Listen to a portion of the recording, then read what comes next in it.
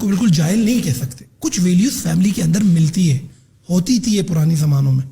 ہماری دادی تھی, اس میں ایک چیز میں نے نوٹ کی تھی کہ جو صبح کی اذانوں سے پہلے نا وہ جائے نماز پہ تہجد کی نماز پڑھتی تھی. ہم بہت چھوٹے ہوتے تھے اور وہ اللہ سے دعائیں مانگتی تھی اس وقت, اور اس کے بعد وہ گھر کا دروازے کی چٹکنی کھول کے رکھتی تھی.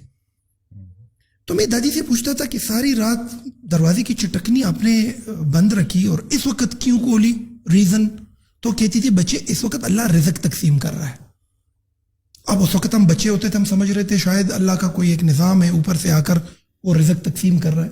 وہ اس کے پیچھے ایک فلسفہ یہ تھا کہ اذانوں کے بعد ورکنگ آورز شروع ہو گئے گھر کے, you have to wake up. آج سے 20 سال پہلے ہمارے معاشرے میں اذانوں کے بعد, نماز کے بعد سونے کا کنسپٹ نہیں تھا. ابھی جاؤ ساری رات بچے جاگے ہوئے ہوتے ہیں. کہاں سے ڈسٹرکشن پھیلائی ہم نے؟ یہ تو یونیورسٹی اسکول کالجز کا کام ہی نہیں ہے, یہ تو ماں باپ کا کام ہے. یہ تو ہمیں انہیرٹ ہوئی ہے نا, دادا دادی نے بچوں کو سکھایا, بچوں نے اپنے پوتوں اور نواسوں کو سکھایا. کچھ چیزیں تو گھر سے سیکھنے کو ملتی ہیں نا. یہ میرے ہاتھ میں نا یہ ایک نشان ہے, یو کین سی دیٹ. ٹھیک ہے کہ مجھے اس دن مار پڑی تھی, لیکن اس مار کے اندر مجھے ایک اتنی بڑی نصیحت ملی کہ آج تک اس سے میں فیض اٹھا رہا ہوں. میں 7ویں جماعت میں تھا اور میں اسکول سے آیا اور مجھے سخت بھوک لگی تھی. ہم سرکاری اسکول میں پڑھتے تھے نا, تو ڈنڈے بھی اسکول میں پڑھتے تھے اور کام بھی کرتے تھے, تو بھوک بڑی تباہ کن لگتی تھی.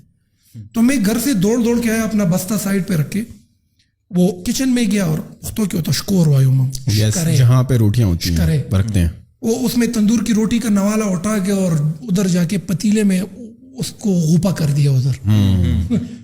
اور جب منہ میں آئے نا ہی والا تھا کہ ادھر سے دادی کا سمسا ہی نہیں ہوتا, اس کو اردو میں کیا چمچ جو بڑا ہوتا ہے, ووڈن اسپون آپ کہہ سکتے ہیں, وہ سالن والا بڑا جو چمچہ ہوتا ہے, بڑا چمچہ, وہ جو مجھے مار پڑی یہاں پہ. اس کے بعد دادی کے الفاظ دیکھ لے, کہتے بچے جب تک اللہ کے نام کا نہ نکلے گھر سے تو منہ کیسے لگاؤ گے. وہ تربیت مل رہی تھی, وہ پی ایچ ڈی نہیں تھی, وہ انگوٹھا چھاپ عورت تھی, لیکن وہ ہماری ویلیوز ہمارے ساتھ انہیرٹ کرتی. اب یہ چھوٹی چھوٹی اچھائیاں گرو کرے گی اور ایک بڑی تناور شخصیت کی صورت اختیار کرے گی. Keep this thing in mind. یہ بھی ہم نے اسکولوں کے حوالے کر دی. ایک اور بڑی عجیب اور غریب, اچھا وہ جو کنسپٹ تھا نا, وہ دادی مجھے سمجھا رہی تھی کہ بانٹو, جو چیز تم تیار کرو سب سے پہلے باہر رائٹ اور لیفٹ میں غریبوں کو دو. ہم خود بھی یتیم تھے, 1.5 سال میں میرے ماں باپ فوت ہوئے, اور میری تربیت ہماری دادی نے کی. رحمانیہ نام تھا اس عورت کا, اور حاجیانی سے مشہور تھی. اس عورت نے ہماری تربیت کی. یہ جو سبق اس نے سکھائی کہ بچے کھانے سے پہلے اللہ کے نام کا نکالو. دیٹ واز سم تھنگ, بانٹنے کی ایک عادت. اب جو چیز بانٹتے ہیں اللہ چپڑ پاڑ کے دیتا ہے, قدرت کا نظام ہے, ایک کے بدلے 10 دوں گا. اس کے بعد میری یہ عادت ہے کہ جو اچھی چیز میرے ہاتھ میں ہوتی ہے سب سے پہلے میں بانٹنے کی عادت ڈالتا ہوں, خواہ اچھی بات ہی کیوں نہ ہو. ایک اور واقعہ میں اس میں ایڈ کرتا ہوں, اور پھر میں واپس آتا ہوں اس بات پہ کہ کس طریقے سے مطلب ہے کہ والدین اگر ایجوکیٹڈ نہ ہو تو پھر کیا ہو. تو وہ اپنی ویلیوز کو کم از کم سسٹین کر کے بچے کے اندر لگا دے, وہی ویلیوز آگے جا کر تناور درخت اور فروٹ کی صورت اختیار کر لیتی. دادی جب درستخوان پہ بیٹھتی تھی, یہ میں 94-95 اور وہ دور کی بات کرتا ہوں, دادی اللہ کا شکر ادا کرتی تھی.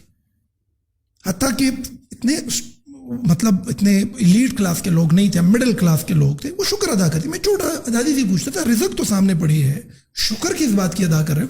اور دادی کھانا کھانے کے بعد شکر ادا کرتی تھی.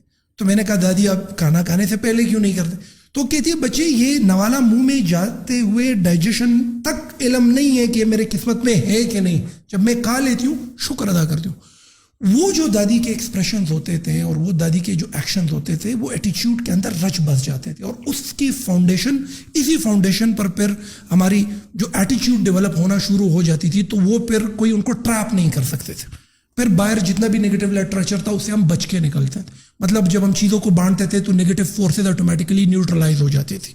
جب ہم شکر ادا کرتے تھے تو اس سے یہ ہوتا تھا کہ جو ہے اس پہ شکر ادا کرتے تھے, تو اس میں یہ ہوتا تھا کہ ہم غیر ضروری خواہشات میں نہیں انگیج ہوتے تھے. آج کل ہر بندہ کنفیوز کیوں ہے, کیوں ہائپر ٹینسو ہے, کیوں ایگریسو ہے؟ کیونکہ غیر ضروری خواہشات ہیں.